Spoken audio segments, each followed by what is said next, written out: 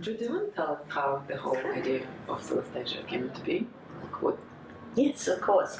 So the idea of Solastalgia came across when I actually saw the desolation of all these beautiful waterways in and around Menindee, New South Wales.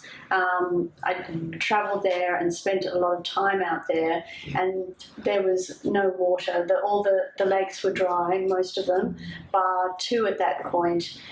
They'd just been through terrible environmental catastrophe with all these beautiful fish, 70-year-old Murray codfish dying and just losing oxygen with the algae blooms that were out there. So I recognised that, I needed, as an artist, I needed to convey that message to, a more urban audience. So that this area will not be forgotten as a continued conversation about, the environment out there. So many people in the community who I've met had that idea of solastalgia, whether they are Indigenous or locals or farmers. They were so sad, and my idea of solastalgia really fit in with the idea of what was happening out there, and that's where I turned my textile work to. And you always, from the beginning, you started it quite collaboratively, I think, because if you were, you worked with the elders in Menindee. Yes.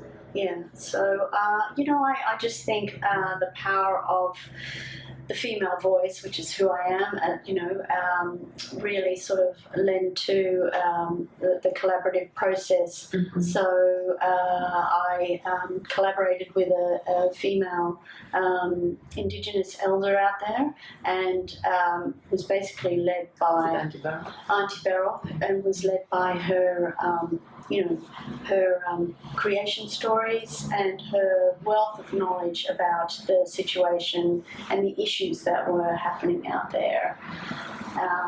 And this is how the idea of having a collective for Solastalgians came into being. Is it That's right. Like that? Yes.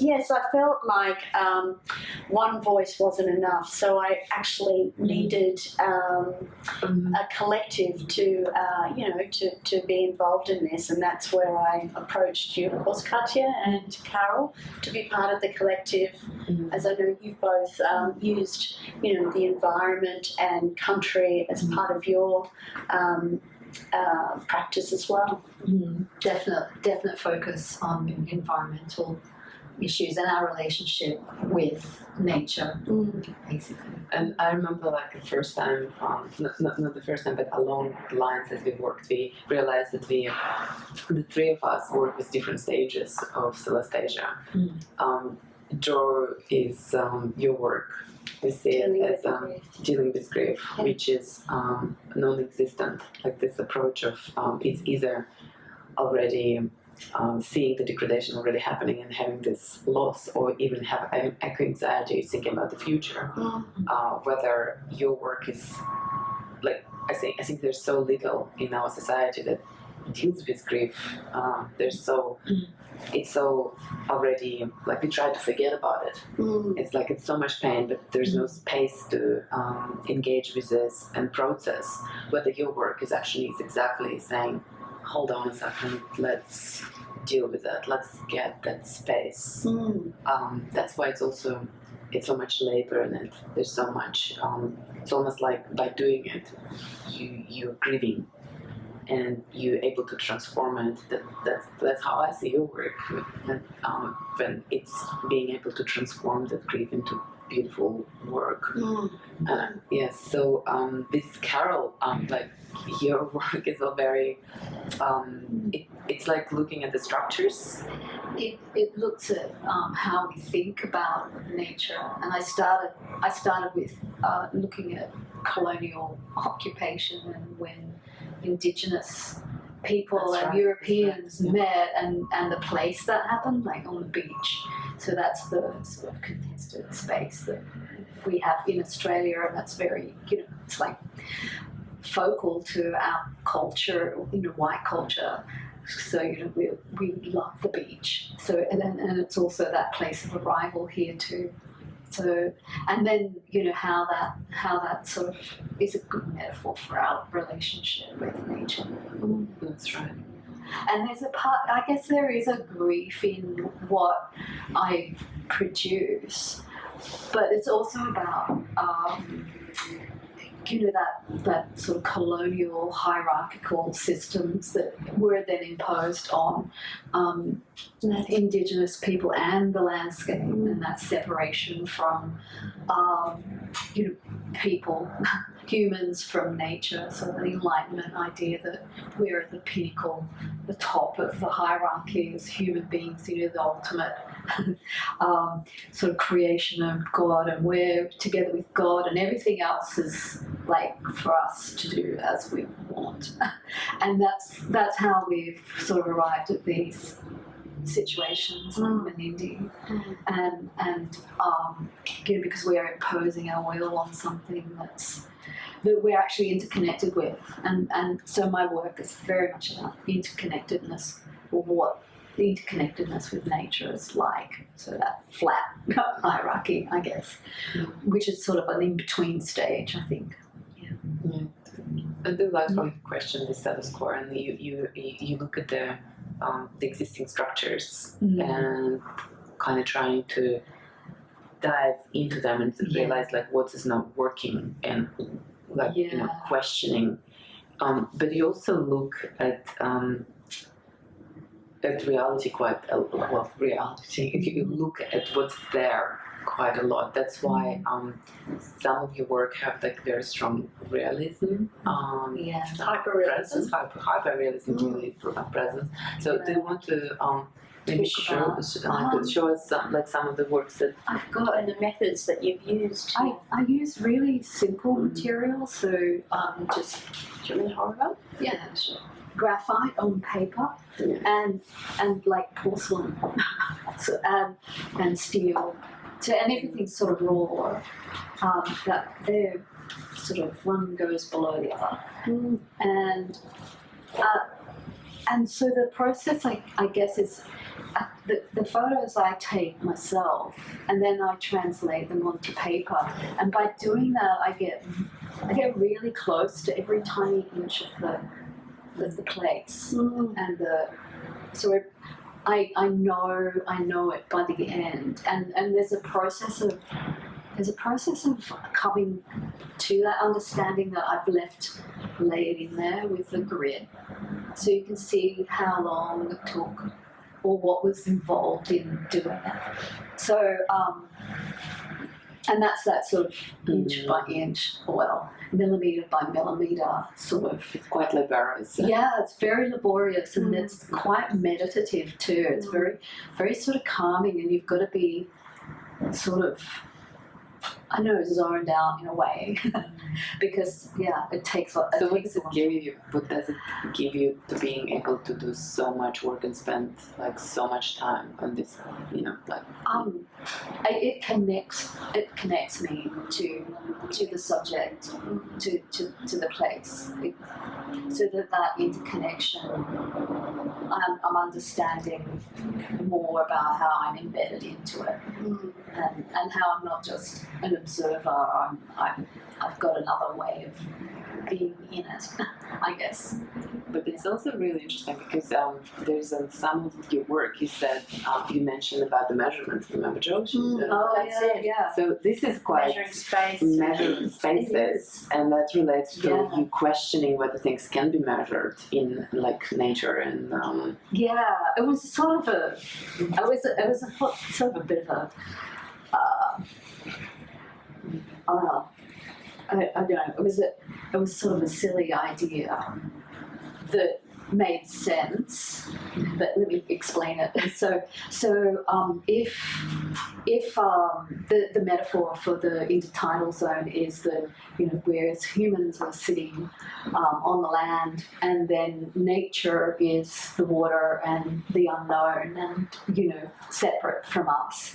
So if I if I can measure where that actually happens, where that separation happens, then I can say, yes, we're definitely man and nature, or humans and nature are separate, and I can measure it, and that's the point on the beach where it happens. Mm-hmm. So I took the tape measure down to the beach. Like a tape measure, like A literal tape measure. Yeah, and I put it into the surf, and I put it up the beach as well. And I kept a piece of paper, and every time a wave came in, I took a measurement.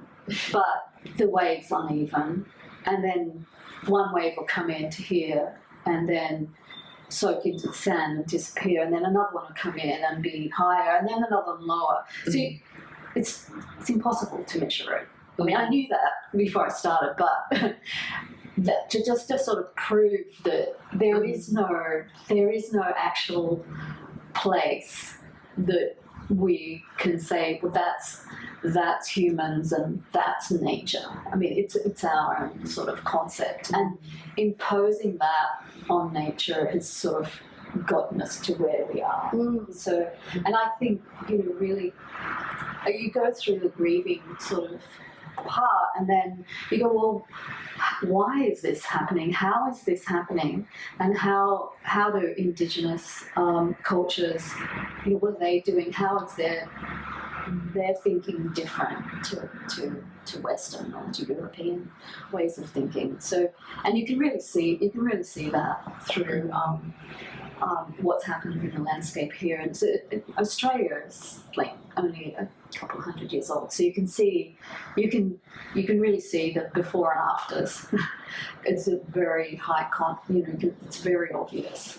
So, I love the detail in these works, and I can really appreciate that, because my work, textile works, actually deal with the micro of the landscape. I take photographs with a drone, and they're transposed as a textile print, and then I stitch into it. So again, that's a laborious, time-consuming method of mapping the landscape and feeling what this landscape has gone through for so long with industry, and it is a sort of mapping. It is a sort of mapping. It is, and I guess the grids are very much like that. It's a European sort of. It's a European, so to me, it's almost like you're clashing the two ideas, like approaching nature using, and it's a hyper-realistic technique, but still not nature. And it's, I think, that in a way, like that measurements, and that you expose the measurements.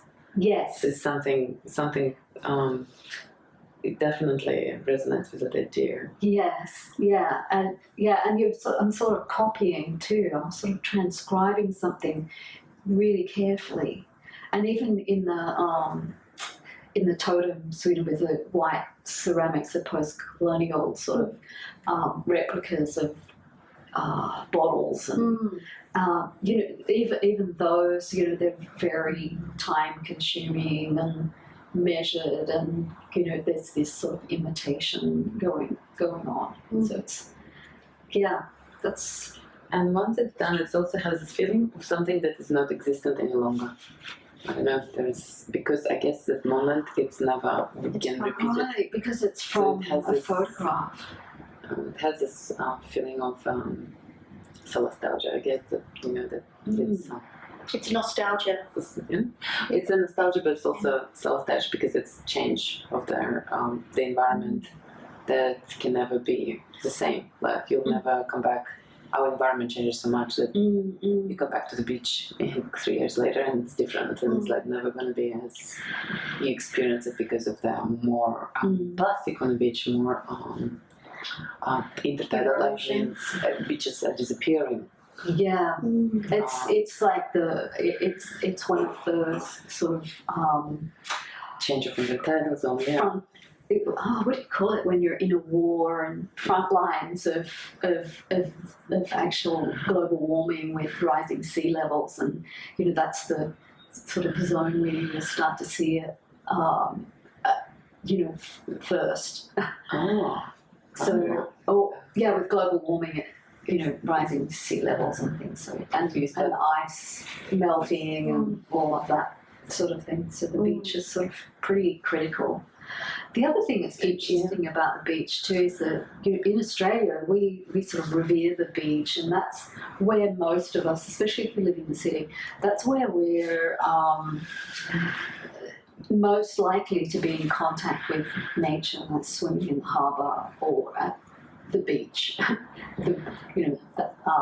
surf beaches. Yeah, so that's, and we're actually immersed in the water too, and it's a very visceral sort of feeling. So, and we're dealing with waves, we're dealing with seaweed and blue bottles and whatever else is at the beach. So it's sort of an interesting sort of thing to explore in terms of European culture in Australia as well, and our ideas about it. So it's like, in ways, like our exposure to nature through the beach in Australia. Yeah, but also for you see beach as a metaphor for colonization.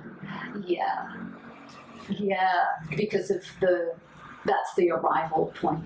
That's where the two cultures sort of met. That was the point of starting point. Yeah, the beginning. 200 years ago. Yeah. Yes. Yeah. Interesting. And it features so much in early art in Australia. I mean, the current too, but. And then I guess this drawing sort of typifies the first footstep on the beach, the sand and that visceral sort of feeling of being. This is probably the only time we take our feet off. Yeah, take our shoes off. When we're out in nature, this would be the only time we really do that. Outdoors. Interesting. If we go walking in the bush, we have walking shoes, right? But on the beach, it's a much more physical feeling. That's true. I was with Auntie Beryl a month ago now, and she said to truly feel the landscape, country, you need to take your shoes off and feel the land. Yeah. Wherever you are, you just need to just immerse yourself, and that's the best way to do it. A lot of people just forget. Yeah, it's true. We don't do that. Yeah. Maybe in the park on the grass if there's no bindies, it's all like precious and scared. Yeah. You had your own experience of Solastalgia. Yeah. So when I was living in the States, I used to walk the dog along the path in Lake Michigan, it's called Lion's Den. And it was, I don't know, a mile or two long, and some of the probably the most untouched along Lake Michigan, but it had, its own environmental problems, and definitely, lots of human impact with paths and signs and, people trekking through it all the time. But you would see the seasonal changes and snow and ice and all this sort of stuff. So I became completely absorbed in it, because we don't have that here, the big seasonal sort of transitions.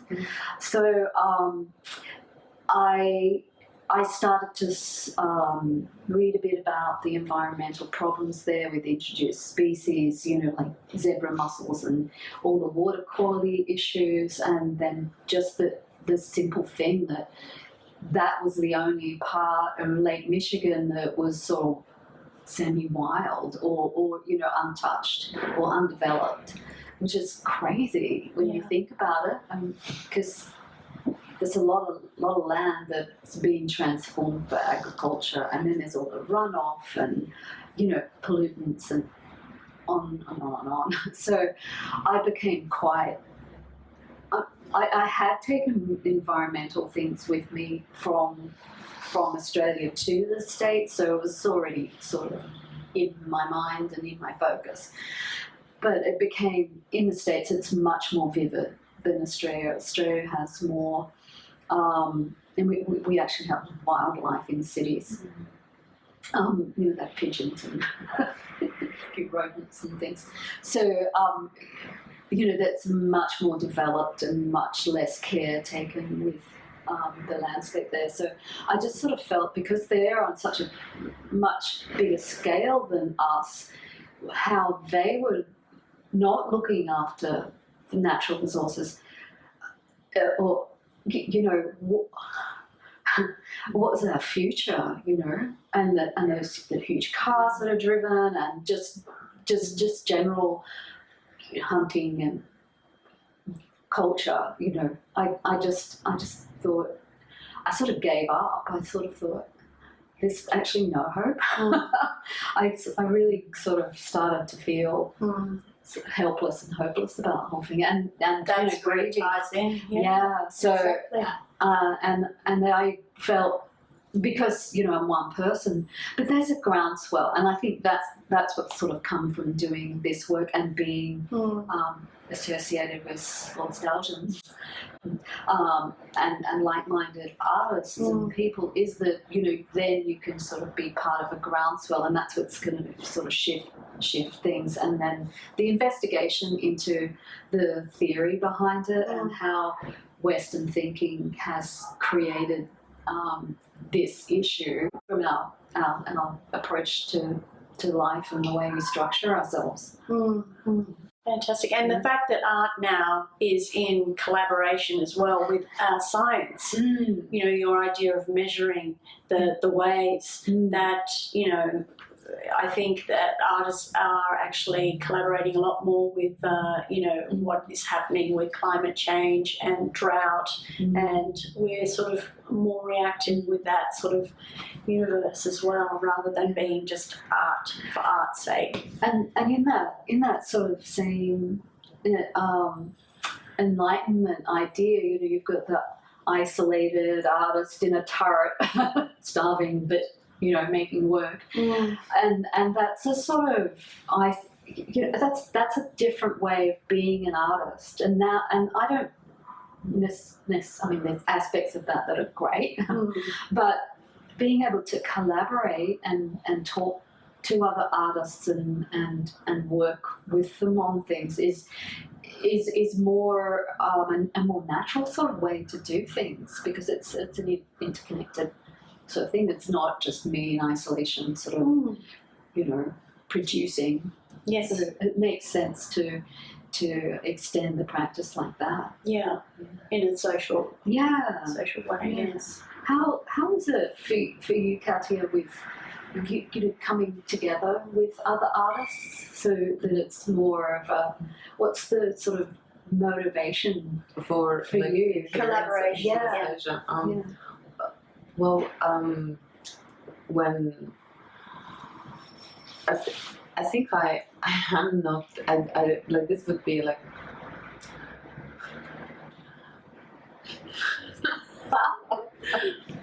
right. Okay. I'll put you on the spot. That's great. So we're in another part of Solastalgia when we talk about your beautiful paintings and the utopian. I think it's like, because as we talked about it, like the way the different stages of Solastalgia, from Solastalgia, so from grief to questioning structures and hierarchies. I see my place as being more of finding new ways, you know. So after, and then it's like, it is actually what you do, like when you deal with grief, you acknowledge it. Once you acknowledge it, you be able to have capacity to look what's working and what's not working, trying to assess it. That's what in Carol's work we see that. And then as a next step, I always see being more, like, I guess hopeful, because I think it's very important to find the next stage of being able to envision something, something different, something new. And this is when you look at dystopia versus utopia, and understanding what's happening, different approach, again, working with the environment. So as you mentioned, the artists, you know, the light and Arabic, you've got the image, and you just want to implement it. You just want to make your material to work the way to implement your idea. Whether then the different approach would be to look at the material and see what the material is proposing. So more like deep listening of the material and where it's going to lead you in a way. And that's our approach to the environment that we have at the moment. We kind of like look at the resources and think, it was like, well, that's what we want to achieve. Like we want to have hot water or like, you know, worlds of this size and worms and this, rather than seeing what that could give us, you know, to rather than coming from our visions and ideas to what we want it to be, to what can actually give us. And I think it can give us much more because we are limited. I think humans have enormous potential for imagination, and yet it is only so much that the humans have. By giving more space and more learning from nature, we can expand that. Yeah. This is we actually like so limited in a way. Especially if you look at our projections into the future and the dystopia that we see on you know, screens everywhere that we created, it's actually it's surprisingly boring. It's surprisingly like There's not a lot of scope, is there? Yeah, and I think that's because we so much ended up being in here in our human visions that not actually giving space for material for material, like, you know, for nature to speak. That we ended up in this. Yeah, and we've even used the word speak, which is sort of a way of understanding it, but in our language. Yeah. Using our language rather than it. And I suppose it's like, you know, owning a dog or a cat. You know, you've got to sort of understand it and its needs and how it communicates. And we just don't do that. I mean, even with each other, you know, how do we communicate and understand each other? Yeah. Exactly. On that note.